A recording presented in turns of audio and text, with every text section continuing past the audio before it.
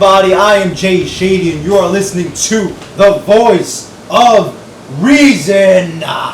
So, tonight's Raw was pretty bad, pretty boring, save some really fucking great things. You had a good furthering of the Paul Heyman, CM Punk, Brock Lesnar storyline, and an epic conclusion with Daniel Bryan. But aside from that, just some really bad shit. And this show just exemplified, the two worlds of the WWE right now.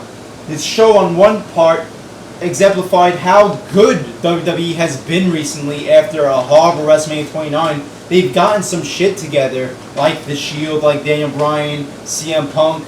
It exemplified the good aspects while also showing off how bad the product still is and how much work, not even tweaking, straight up work, this show needs. Just some real serious fucking fixing in order to really get it on track. The product isn't as bad as it was earlier in the year. It is going in a good direction, but still a lot of stuff needs to be fixed for us to have a great show. Alright, so let me go into this review. It opens up with Daniel Bryan. He comes out and cuts a good promo. Short, sweet promo, says what he has to say. An underdog promo saying how throughout his life, being a small guy, not having the physique, everybody's always doubted him as a wrestler, saying he couldn't make it, he couldn't cut it, and he wants to prove everybody wrong that he's not the weak link, and he needs to do so by beating Randy Orton by pinfall or submission. Great promo, said what he had to say in a short amount of time. Great way to open the show. Then we get the match, Daniel Bryan versus Randy Orton.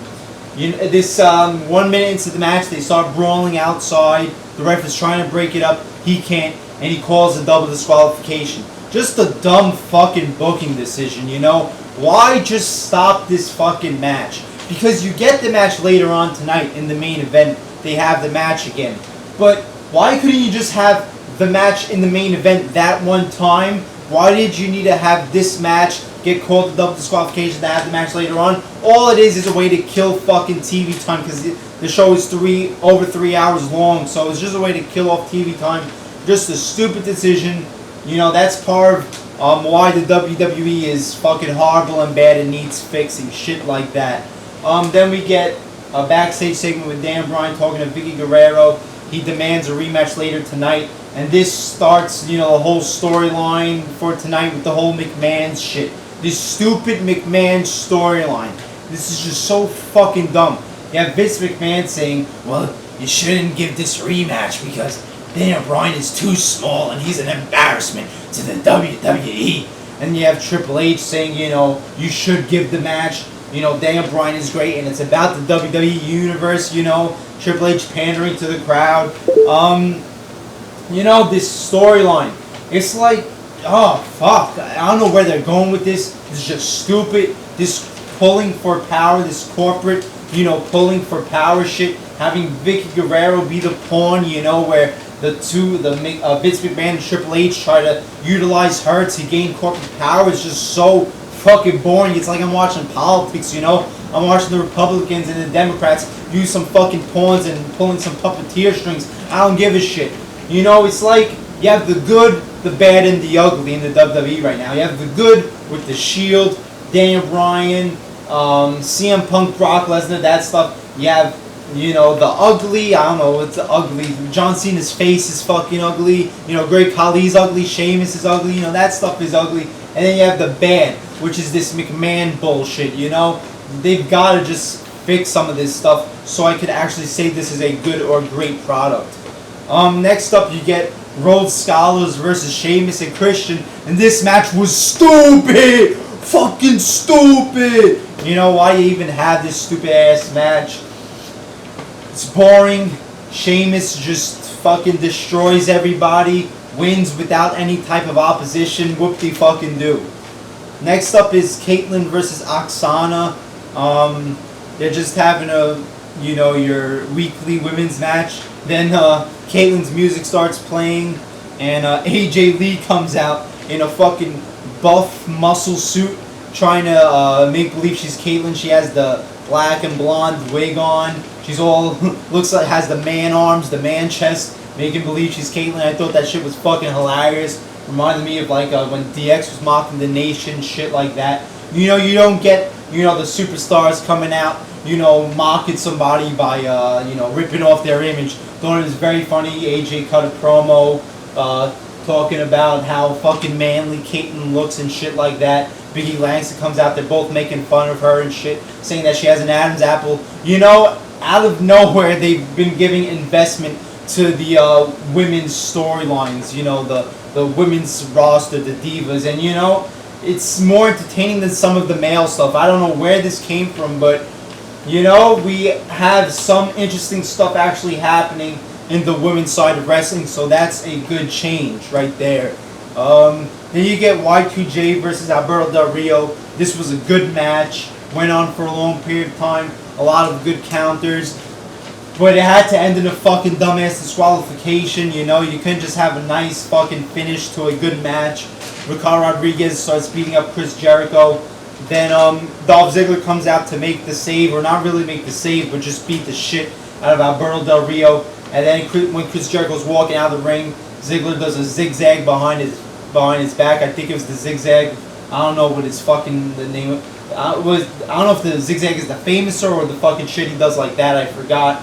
But he does the shit where like the fucking neck breaker, whatever. For payback for what Jericho did to him on Friday. So good match, good segment. Then you get the unveiling of the cover for WWE 2K14. And I knew who the superstar was gonna be. They were promoting it already, and on the cover is The Rock. And they start playing The Rock's music. All the fans are going crazy. It's just so insane how far WWE has their heads up The Rock's ass. They're such dick riders of this guy. This isn't a Rock hate rant, but I'm just saying it's just fucking a shame. Like, they should be ashamed of themselves how far their head up The Rock's ass. How far their heads are up The Rock's ass. To put him on the cover. Like, why? He's not even on the fucking roster. He's probably not even going to wrestle again. He's on the cover. You could have the Shield on the cover or something, It's just, like, trying to, promote it like The Rock is still on their show. Like, trying to, please The Rock. Like, oh, look, we have you on the cover. Will you do one more match for us?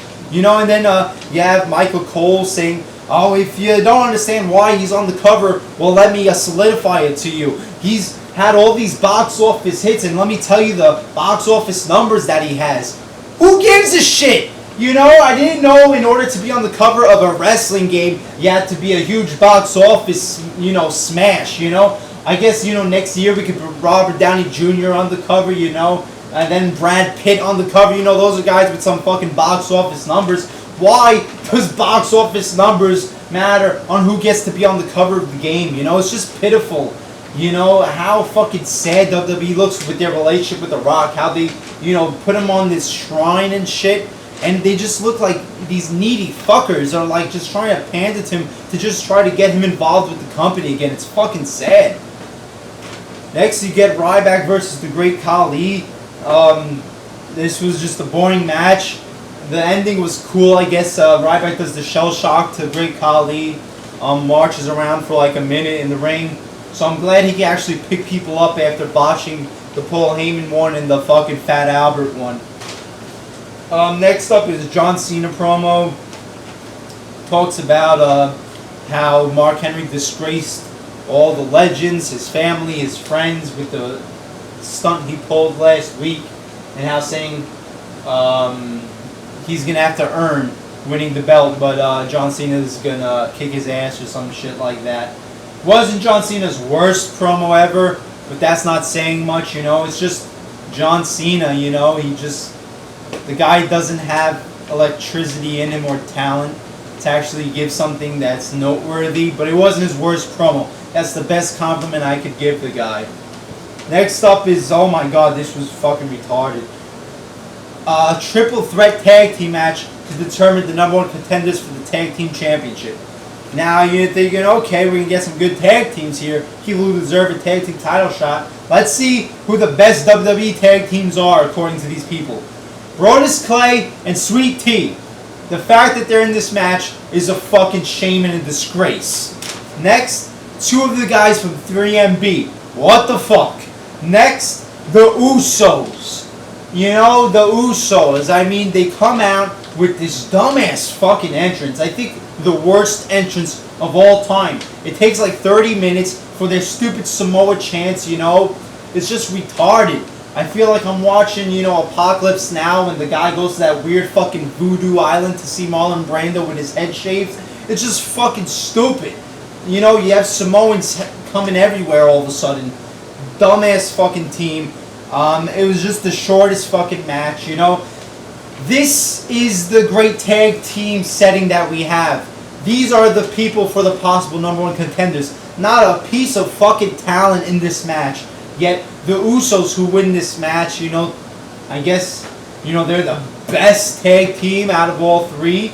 And they're facing the Shield. Like, I'm supposed to believe that the Shield are actually in danger of losing the belts. They've beaten, you know, Team Hell No. They've beaten Randy Orton and Daniel Bryan, people with actual talent. Yet the Usos, fucking jobbers up until now, have an actual chance against the Shield. Where the fuck did this come from? Then you get your good shit for the night. We start getting to some good stuff. Paul Heyman comes out and says he's going to tell CM Punk what's been going on. He calls CM Punk out. CM Punk talks about how Paul Heyman always believed in CM Punk when Vince McMahon and Stephanie and all of them told Paul Heyman to fire CM Punk when he was in developmental territory. Paul Heyman always stuck to CM Punk and had his back. And that's why CM Punk has been a Paul Heyman guy. And then he says to Paul Heyman, he's going to tell him two things. One, to tell Brock Lesnar that he's coming for him. And two, to confess whether he sent Brock or Brock went rogue on his own to attack CM Punk. And Paul Heyman says, "You're my best friend. I love you. You know, I have a dream of walking down the aisle with you when you're on your quest to become a WWE champion again. Do you think I'd screw that up by sending Brock Lesnar to beat you up last week?" And he said, basically saying that Brock Lesnar did it on his own. And CM Punk says, "I'm sorry I doubted you," and he hugs Paul Heyman. I thought this was a terrific way to continue the storyline. I said last week, it looked like my one criticism of the storyline was that they were pushing this too far, that they, pushing this too fast, that they should have had it, you know, through the weeks, CM Punk and Paul Heyman, you know, having difficulties and arguments, not just splitting their relationship up just like that. And I'm glad that they went the route of having them reconnect again. This way, we could build up and build up and build up to the time that Paul Heyman actually really screws CM Punk and lets him know about it. Thought it was great.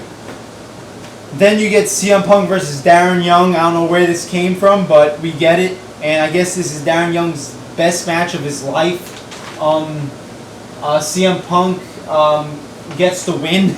He gets the Anaconda Vice, and before he could even put it on him, Darren Young taps out within 0.1 seconds. It just looks so stupid.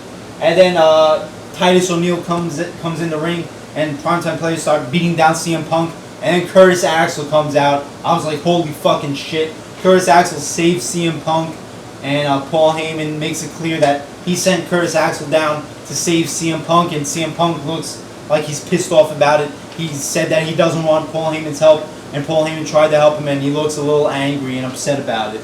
And then we get the announcement for the Money in the Bank ladder match for the WWE Championship.